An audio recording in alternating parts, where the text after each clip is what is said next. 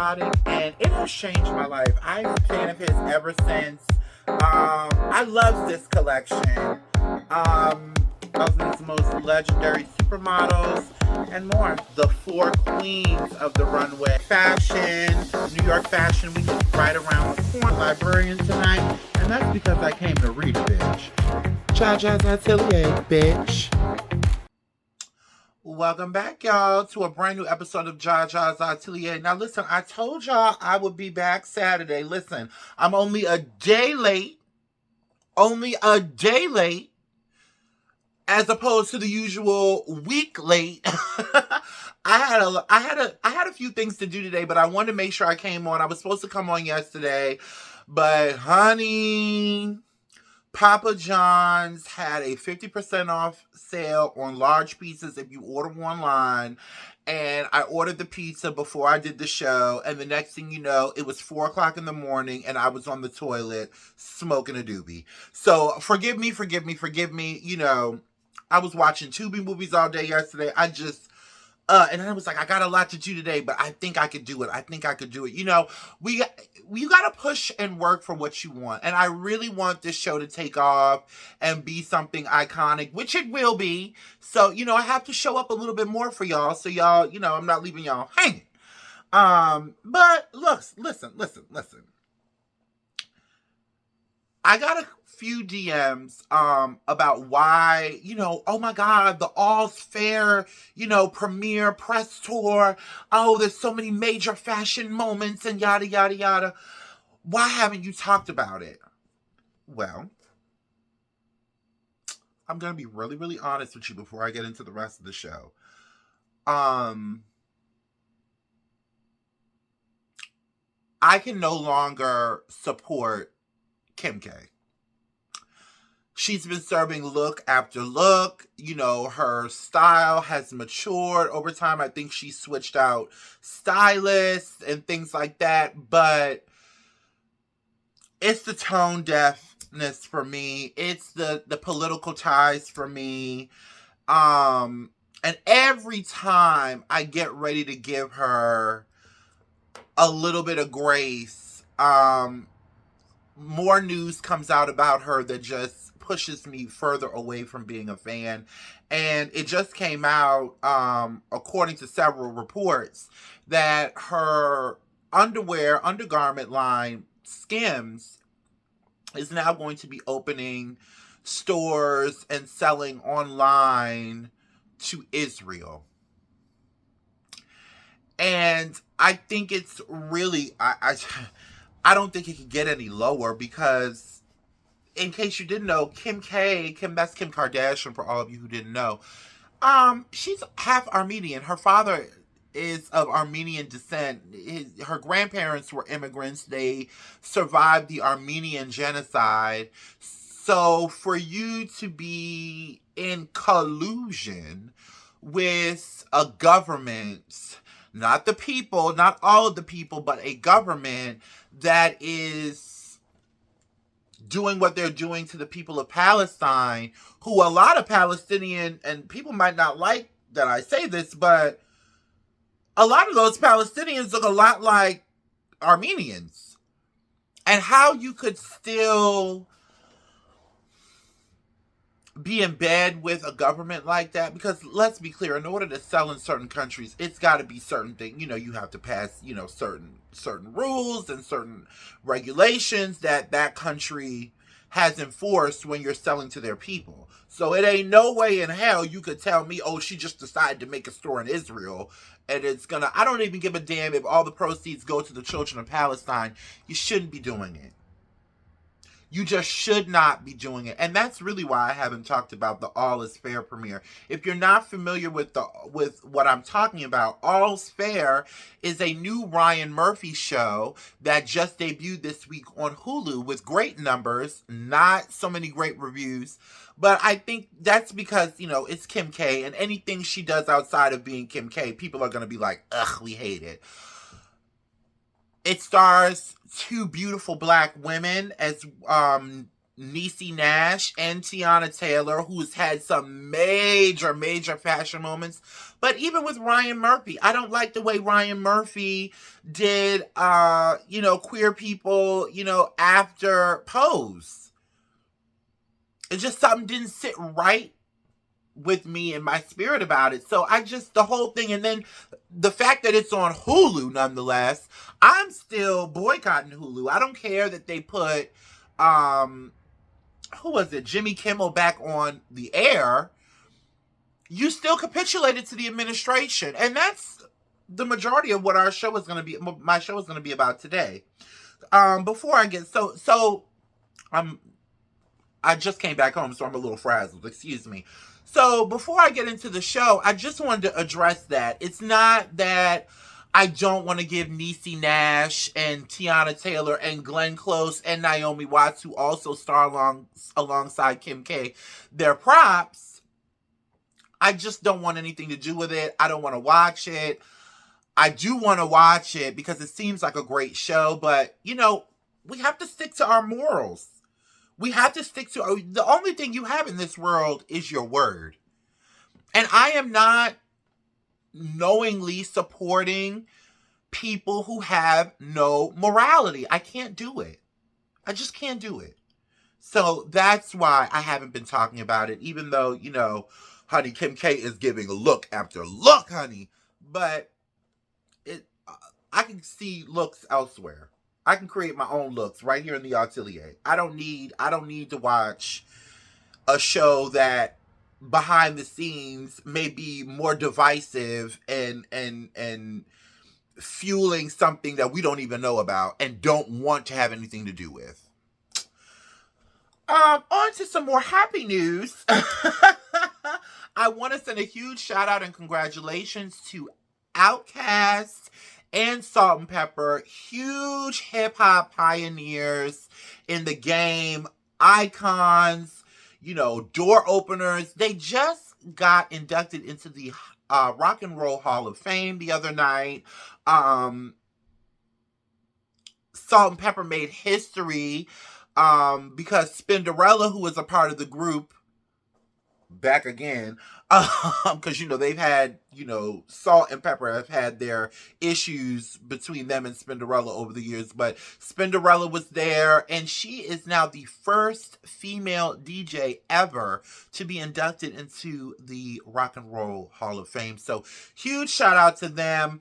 A really, really touching moment from the night's festivities, and I hope my page doesn't get flagged for this, but I want to share with you a snippet of Andre 3000's speech during him and Big Boy's acceptance speech after they got inducted. Take a look at this. One thing that Jack said, man, Jack is, man, he's one of my favorites, man. We love you, man. But one thing that he said something about little rooms, and we started in a little.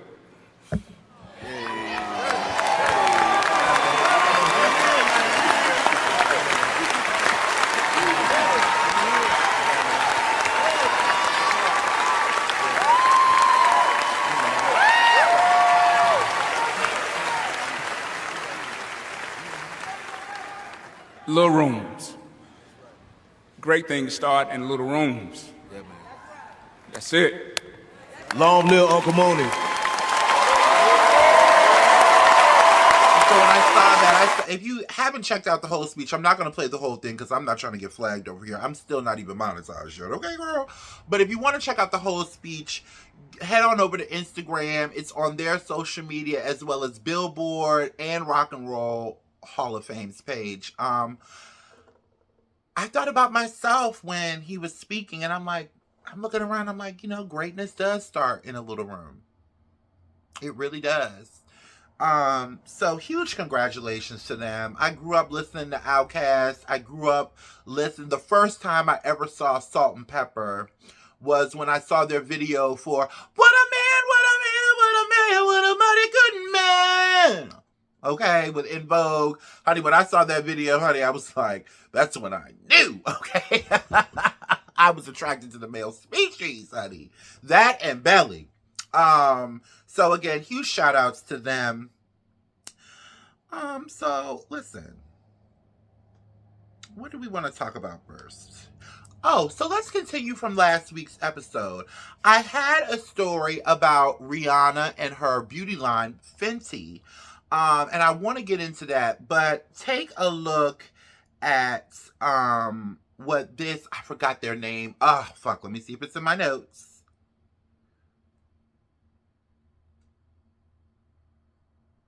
All right, well, this is really great creator. I can't remember the name of their page, but they posted this, and I wanted to highlight it because I love the way that he words stuff. LVMH is reportedly looking to sell its 50% stake in Fenty Beauty, the billion-dollar brand it co-founded with Rihanna back in 2017.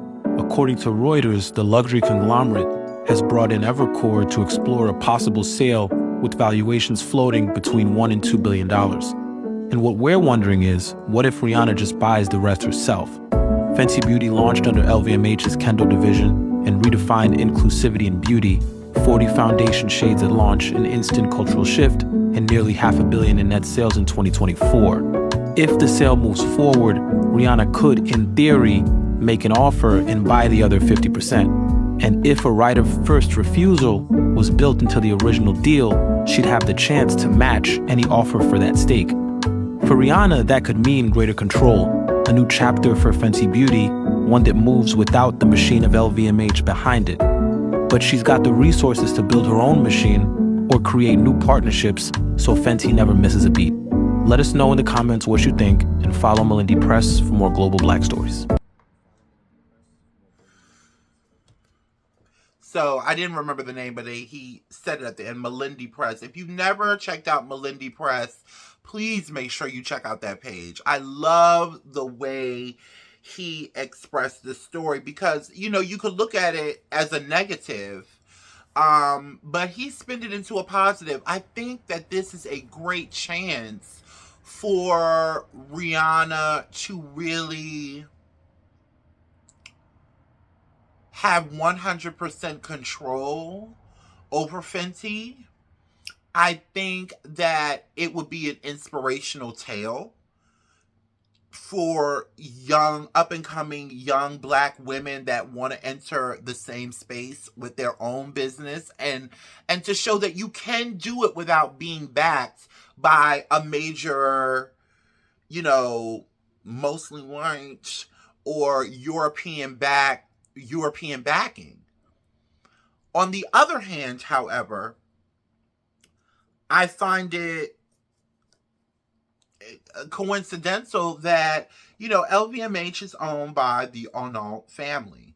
The Arnault family owns Hennessy. They own several brands like Gucci, and they did own Off-White, but they recently sold their stake in that fashion label as well, which was founded by the late, great Virgil Abloh. Do you see where I'm going here?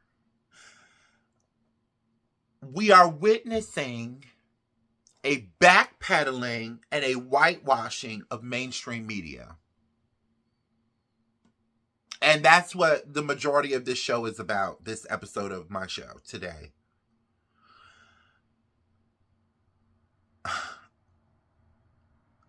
And I don't want us as black people to look at it as like a bad thing. I don't think it's a bad thing. Why be somewhere where we're not really respected and we're not really being protected? Why not build our own? I've been saying this for years. My mother used to say, when I first got into fashion, I used to tell my mom, oh, I want to work at Vogue. And she was like, well, why don't you want to start your own magazine? Or why don't you want to go work at Essence? Or why don't you want to go work at... And I would find all these excuses. One good thing that has come out of this administration and all the destruction and, you know, racist bullshit that they have done is it has shown us that we don't need them. As a matter of fact, they've shown us and those like them that they need us more than we need them. We never needed them for a goddamn thing. And I just want us as Black people to embrace each other, no matter our sex, no matter our gender, no matter our religion, and really build community with each other. And really do a better job of gatekeeping our gifts and our secrets and our talents. I shouldn't have to go on TikTok and watch a white girl from Minnesota make hot water cornbread. I shouldn't see it. They shouldn't even know what it is. So listen, Rihanna, I'm hoping that Rihanna buys whatever shares that LVMH is selling. And like Melinda Press said, creates her own machine. This is not a bad thing. If they want to capitulate to the Trump administration, let them. And we could do our own thing over here. My next story. This is going to be a quick episode, y'all, because I got to be at work at 6 o'clock in the morning. And it's already 7 o'clock. And, you know, Mama got things to do. But I love y'all, though. I made sure I came today, this weekend sometime. But on to my next story. I want to talk about these Teen Vogue layoffs. So I'm going to show you the video. Well, let me read the story first, and then I'll show you the video. Where is it? And so this article is from the social media account of The Wrap. And it's an exclusive. It says Condé United, the union representing most Condé Nast employees, has filed a federal labor complaint after the company fired several staffers who confronted its HR chief over layoffs at Teen Vogue. The union says 5 others were suspended for 3 days and is demanding their reassignment. The firings followed protests. Ooh, my back is itching. Ooh, wait a minute. Ooh, and this hair is in the way, girl. The firings followed a protest by about 20 editorial employees outside Chief People Officer Stan Duncan's office after Condé Nast announced plans to fold Teen Vogue into Vogue and lay off 6 more union members. Now, this has been going on for maybe about 2 weeks now.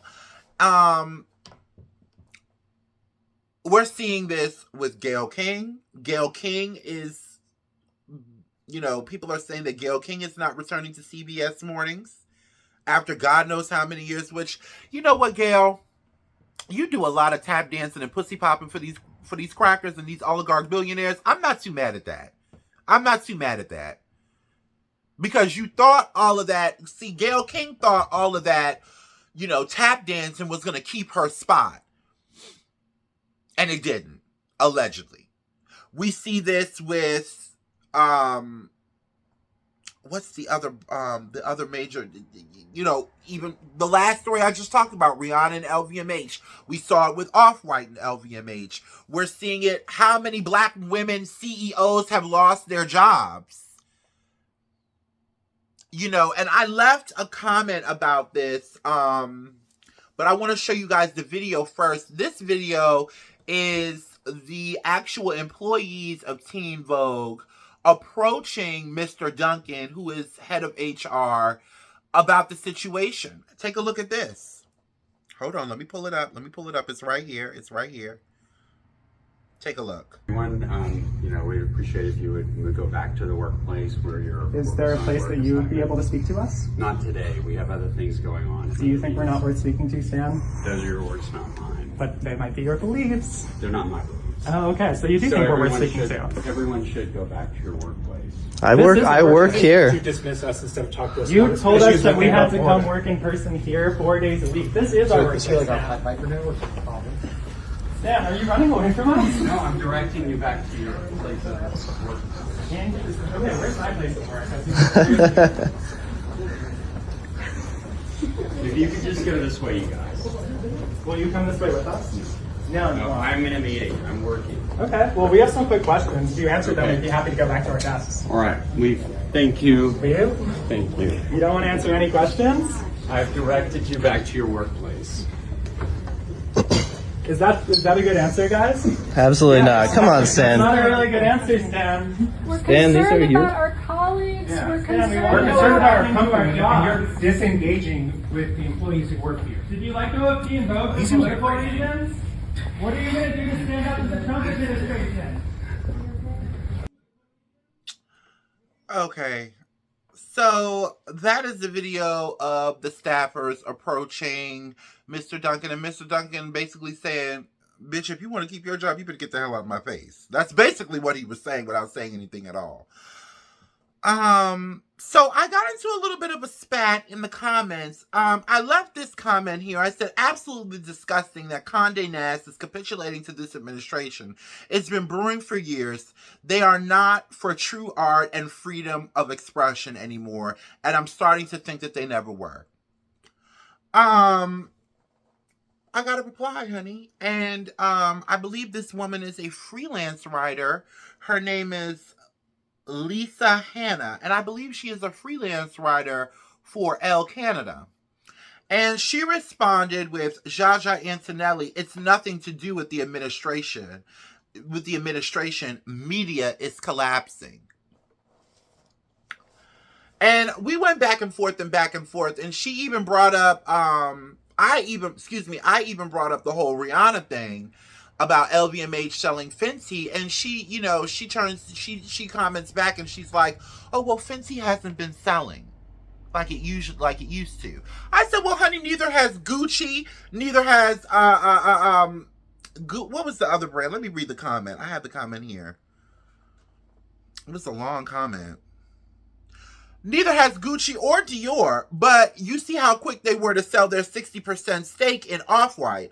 I went on to say, I completely understand the times were changing way before MAGA with the wave of social media, but there is a wave of whitewashing raking through media, not only whitewashing, but also a silencing of people with views that oppose MAGA. I was having this conversation the other day, and the person who was white, with all due respect, was telling me, well, Hermes just appointed its first black woman as creative director, and Anuk Yai has just been announced that she is receiving Model of the Year. And I said, yes, that's all great on the surface. Oh, my eyes. That's all great on the surface, but what good is it when so many black CEOs, journalists, and major players are being removed and replaced? It puts a dark cloud over everything young black and brown creators have looked up to their whole life, while sending an evil message at the same time. It's gotta stop. First step in reviving all forms of media, arts, and fashion. Speak truth to power, and the people will follow. And she never replied after that.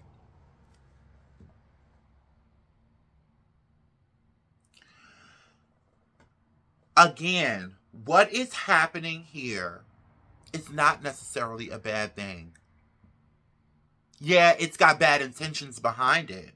But I think sometimes God and the universe has to sting us a little bit for us to wake up and get it. And I've said this here before, when you're watching me, what you're watching in real time is me really coming to the realization that a lot of this shit is set up, and it's not set up in our favor. It's not as it pertains to black and brown people, as it pertains to people with, with less conservative ideas. When it comes down to queer people, it is not built for us. Yes, they use us and they put us in certain positions to make it seem like they're progressive in their thinking and the way they distribute their, art and fashion and media. But it's all a game. And I think it's time we build our own chessboard and we play with each other instead of having to play with all of these different entities who really don't mean us any well. At the end of the day, for them, it's all about a bottom line. And in order to get their tax cuts, in order to, for LVMH to be able to, import their goods for a cheaper price, guess what the collateral damage is?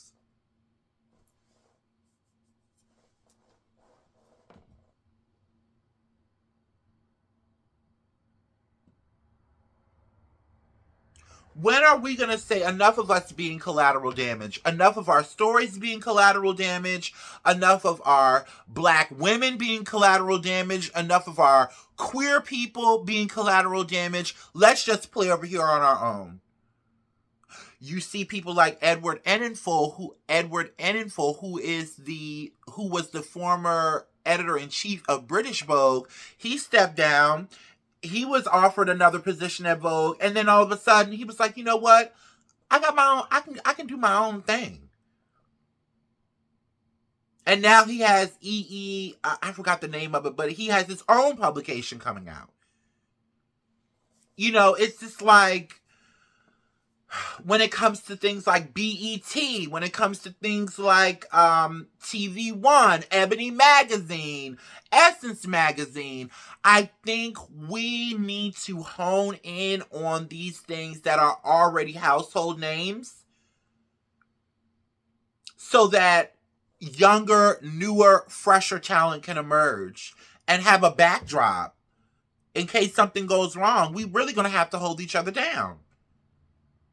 We can't keep on depending on white business models and white CEOs to push our stories and to push our art. We can no longer do it. You see how quick they are willing to wash their hands of us. You see how quick they are willing to get in bed with the most evil, nasty, deplorable kinds of people just to save them $1. You see how they're willing to put out interviews and certain celebrities are allowed to say certain things that they weren't allowed to say up to 10 years ago. Speaking of things that people weren't allowed to say 10 years ago that they are now allowed to say under this current administration, let's get into my next story, which is this Sydney Sweeney scandal. So we talked about it a couple months ago. Sydney Sweeney did an ad for American Eagle jeans. And, they kind of played on the word jeans and integrated it with, instead of the JEANS, they're, playing it with the genes, the like biological genes. And how she was saying, oh, my blue eyes and my white skin and my blonde hair are like the best jeans. And I love my jeans. Whatever. Well, fast forward to a couple of days ago, earlier this week, she had an interview with GQ magazine. I don't even know who the lady is that's interviewing her. She seems like a complete blubbering idiot. I don't know what the hell she thought she was doing. I didn't like the way she interviewed her. It was a complete like, oh, white princess. It was given all of that. So let's take a look at what she said when asked about the interview. Take a look. Oh, hold on. Wait a minute. What's going on here? Why is my sound not on? Because I got to hear what she's saying, too.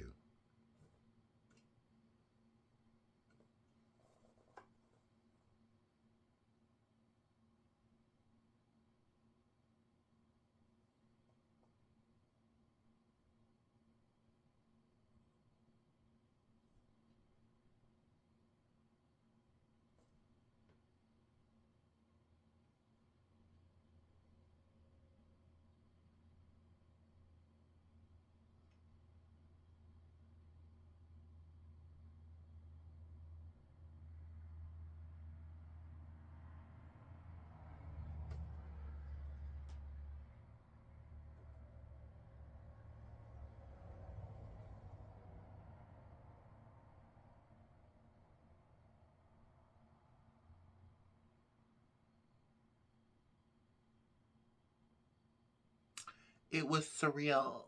let me do it in her voice. It was surreal.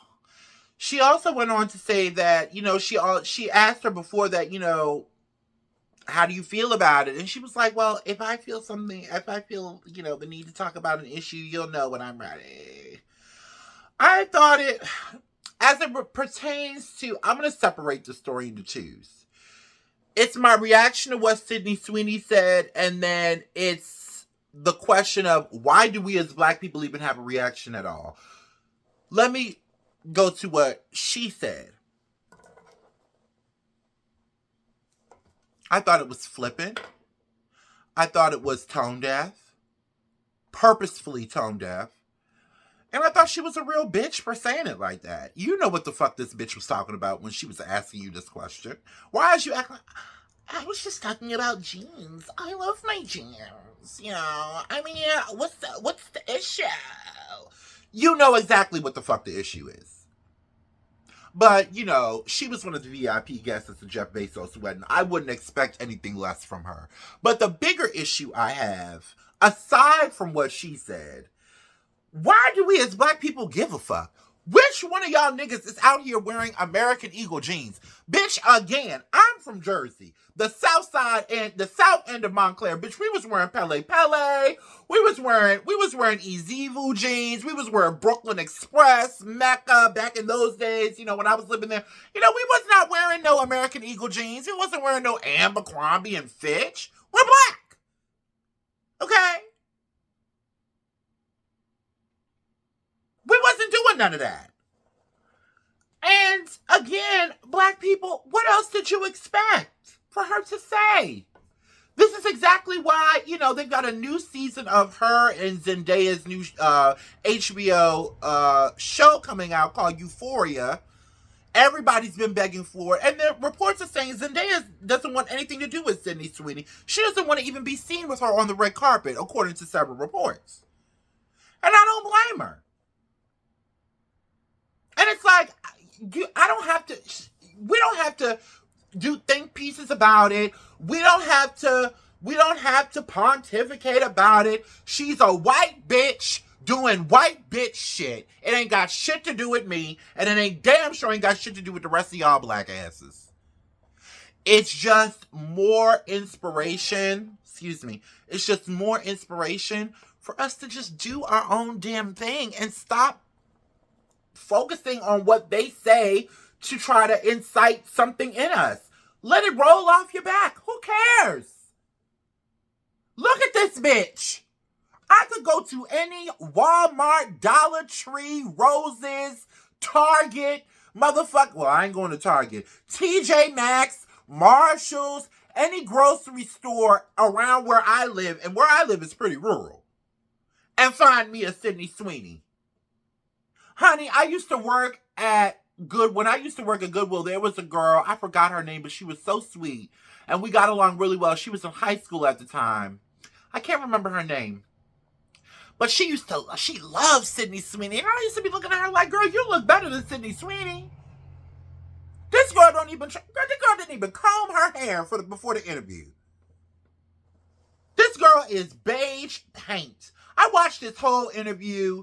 It was her basically like, yeah, I'm white. I'm sorry, I'm just a regular white girl.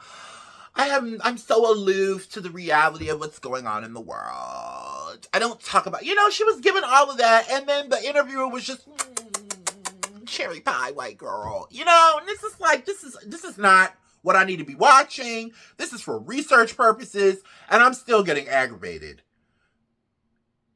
Not even aggravated, just disinterested. What I want us to do as Black creators in the social media space, in the journalism space, I want us to start stepping slowly. I know it's hard because it's hard for me. But I want us to start slowly stepping back from this white shit. And let them sell clothes without our beautiful Black women walking down their runway. Let them sell perfume. Let them shoot ad campaigns without our brilliant Black minds coming up with ideas and storyboards and vision boards. And let's take all of our talents and consolidate them together in community and gatekeep it and release what we want to release the way we want to release it to the public. That's what I want. And for myself as well. And that doesn't mean excluding white people altogether. But that means excluding the systems that take advantage of us, that don't appreciate us, and the people that follow behind those systems, like a Kim Kardashian, like a Sydney Sweeney. Now for my last story. I wasn't going to do this, but Pastor Jamal Bryant posted this, and I found it really, really interesting, and I want to share it with you guys. Let's take a look. This is what happens if the government stays closed. November 10th to 16th, the TSA will collapse in on itself. Going into the Thanksgiving weekend, we will see massive cancellations of flights, and security will have multi-hour long lines. November 17th to December 1st, SNAP will come to an end. Government contractors will begin layoffs. Workers will dip into savings and retirement accounts. Passports and visas will no longer be issued. IRS delays tax season. The National Science Foundation shuts down our Antarctic research station. December 2nd through the 15th, the recession begins. Unemployment begins to run out in multiple states. The U.S.'s credit rating is downgraded. Holiday retail sales plummet. GDP drops sharply into the negative. The stock market finally catches up to the reality of the shutdown and plummets. Without USDA loans, farms begin to fail and die. Defense contractors, making up a substantial portion of our economy, issue mass layoffs just before Christmas. December 16th to January 1st, the FBI, DEA, and ATF will shelve the majority of investigations, likely ending years-long probes. Prison guards, Border Patrol, and the Secret Service, now unpaid for 3 months, will walk off the job. Courts will be non-functional. January, America defaults on its debts. Unemployment reaches modern-era record highs. Airline disasters are inevitable. Military pay has run out. Military equipment begins to fail without basic maintenance. Violent offenders who could not receive speedy trials are released. With a hungry populace, massive unemployment, a recession in full swing, limited police and military, and no working court system, crime is now rampant. February onward, the housing market collapses. Hundreds of billions in GDP are lost. With no functioning federal services, it's likely groups of states will form coalitions to fund their own services. Federal workers who have decades of training and experience will never return to their work. NASA engineers, NIH and CDC doctors, administrators, park rangers, military service men and women, all gone. America as a nation barely exists. And all of this because Donnie doesn't want you to see a doctor. And of course because he's in the fucking Epstein files and is scared to fucking death to open the government back up.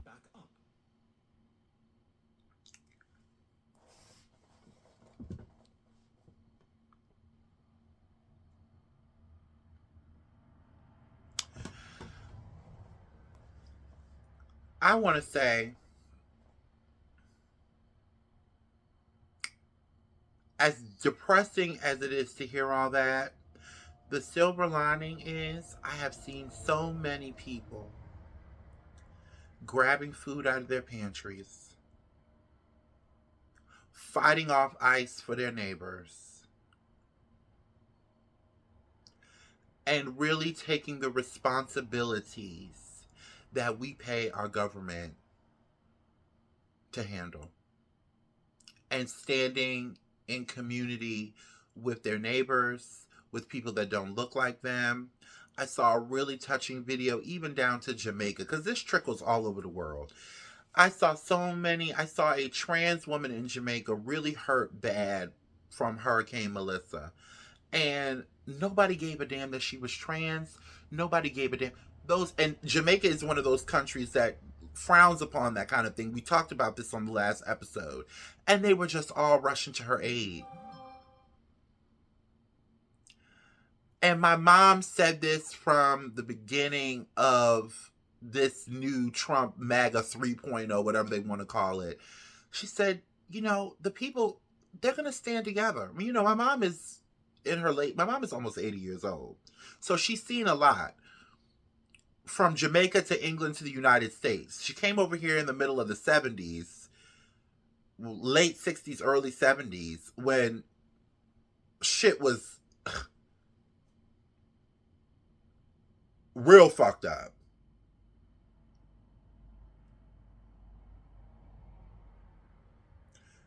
And she told me, she's like, the people, they're going to come together. Nothing takes God or the universe by surprise.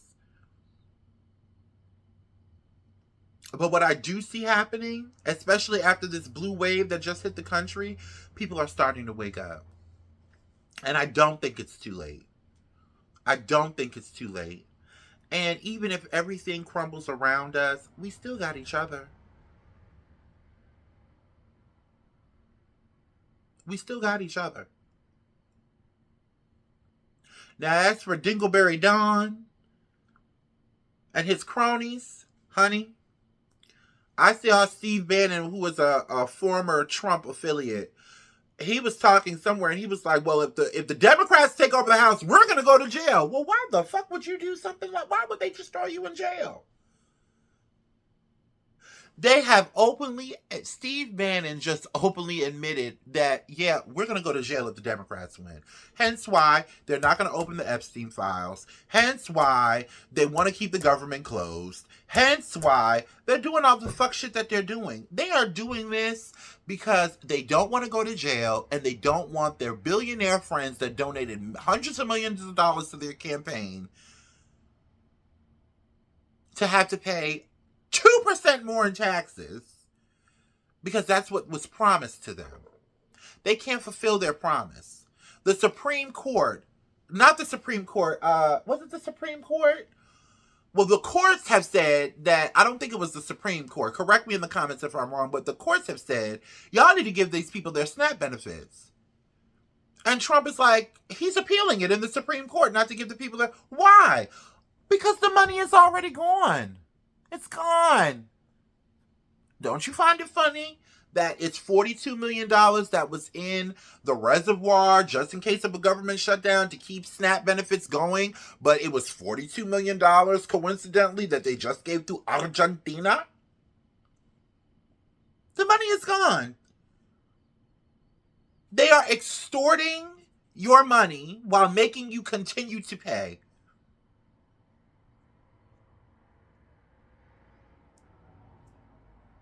Stand with your neighbor. I don't give a fuck if that bitch is purple and, you know, it's two daddies in the house. Support your neighbors. Because in supporting your neighbor, you're also supporting yourself. And I think that's a good place to leave it at. I want to see more community building. I've been doing it. My mom's always doing it. She goes to the senior citizen center, and she gets food or whatever she doesn't like. She gives it to, you know, whoever needs it. She's been doing that for years. My mom is always giving. Even when we didn't have a whole lot, my mom always gave. Stand with your community. Stand with your neighbors. I love y'all. I will see y'all in a few days. Ciao.